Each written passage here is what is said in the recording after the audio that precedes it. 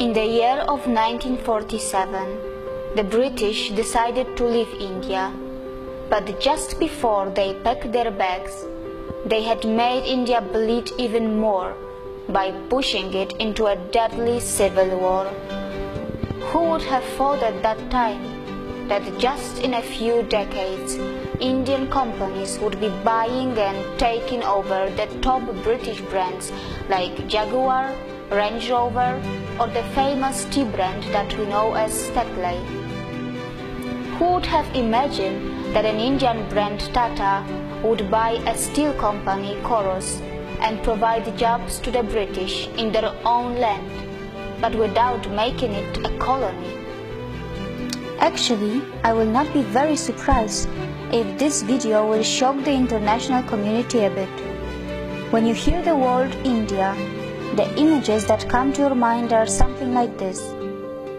When the media in your country talks about India, they show you clips like this. But what they are not showing you, and what they are actually hiding from you, is that India also looks like this. Who could have thought a few decades earlier that the British government would be panicking and calling a special session of parliament when an Indian company Tata would decide to sell their brand Coros, which would be making thousands of British jobless? Who could have thought that in just a few decades after the independence from the British, an Indian company Tata would actually become the biggest private sector employer of the UK? It took just a few decades for the Indians to show what they were capable of, and all of this was done in a complete fair business environment, not by colonizing, looting and killing as the British did. And I am not talking about just one Indian brand. Today, there are many brands and individuals from India who are creating huge business empires on the land of the UK. But Indians are not here to take any revenge or prove a point. They are just doing what they have been always good at. And that is not just yoga, Ayurveda or IT. Indians, who are the masters of spirituality, are also masters in business.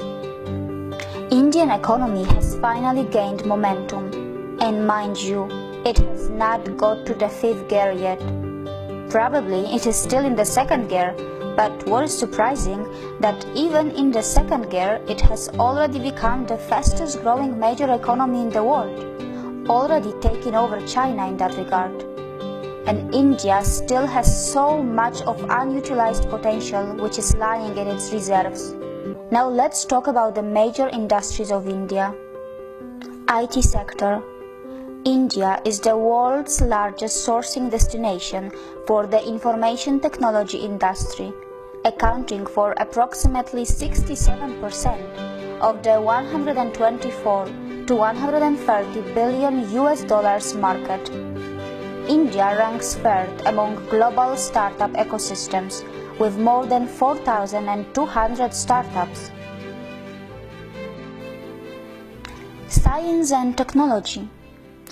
India, a country which is a nuclear power, also ranks 3rd among the most attractive investment destinations for technology transactions in the world.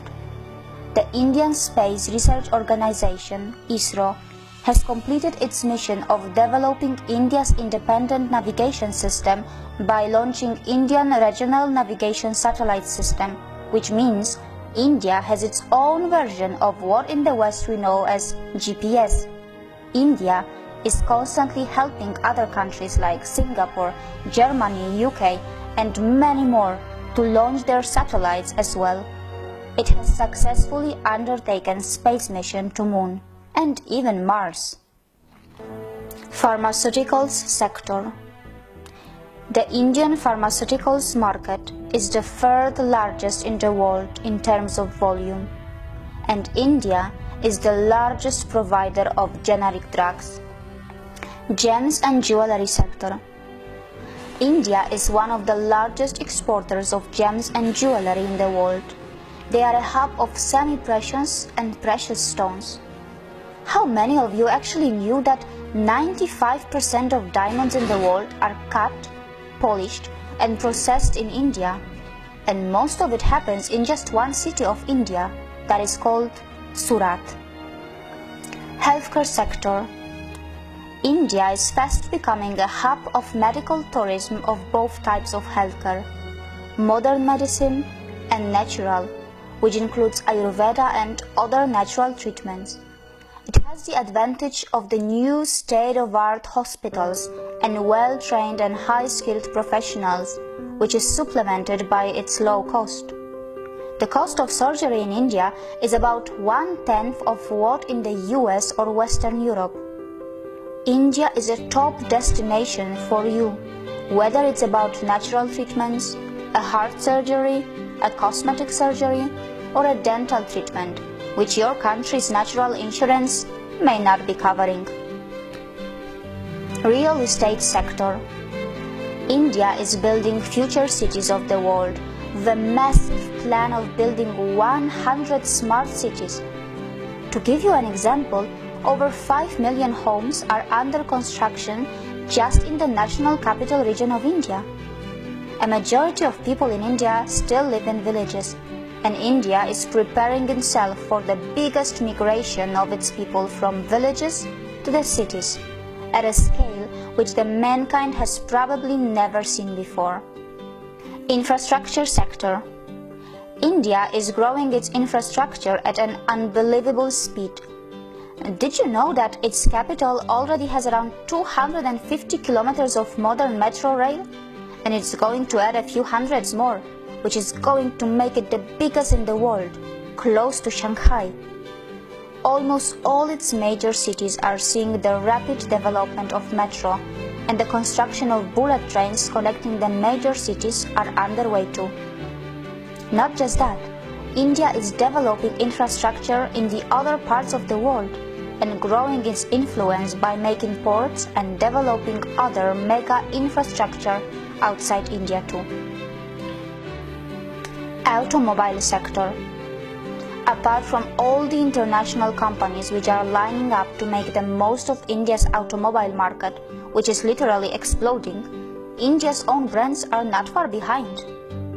From the premium brands of Jaguar and Range Rover to the cheapest car Tata Nano, India has it all. You will be surprised to know that India has a long list of its own automobile brands like Mahindra, Hero, TVS, Ashok Leyland, Bajaj, Force Motors, Eicher, just to name a few. Hero is the world's largest manufacturers of two-wheelers. Mahindra are another big name who were very close to the acquisition of Alfa Romeo a while ago. Agriculture sector. India is the largest producer, consumer and exporter of spices and spice products. It is also the source of the delicious mangoes, pulses and famous basmati rice that is known for its taste and fragrance around the world.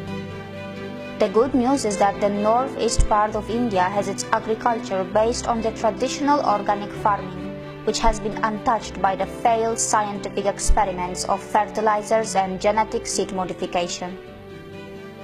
How many of you actually knew that India, which is nearly half in area of China, and the US actually has more arable land than China and is second largest in the world, only marginally behind the US? Also, other sectors of India are worth a mention here, such as cement industry, which is the second largest in the world. Also, India is growing rapidly in biotechnology, aviation, banking and insurance, film industry, media and entertainment, and many more. It is also a big exporter of textiles, which includes finest silk, pashmina, leather, and marble. Besides, how many of you actually knew that some of the top brains in the world are either Indian nationals or of Indian origin? Sundar Pichai, an Indian who has studied in the Indian Institute of Technology, is now the CEO of Google.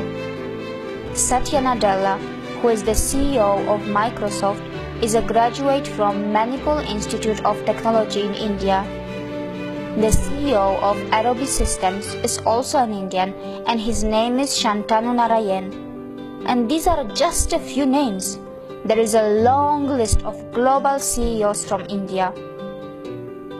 So no matter where you are in the world, whatever country you may belong to, whether you are a young boy or a girl in a primary school or a college, you must know that sooner or later you will have to have something to do with India. And it is inevitable because India is fast establishing itself as a top 3 economy of the world, and its true potential is even bigger than that. So it's better that you start educating yourself about the rising economic powerhouse that we know as India, because your future belongs here too. And as I have said earlier, India is not just developing,